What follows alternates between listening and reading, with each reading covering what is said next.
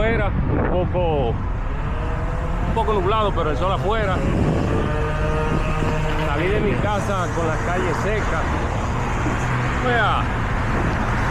Salí de mi casa con la calle seca. Ya después por los lados de la fortaleza estaba mojada la calle.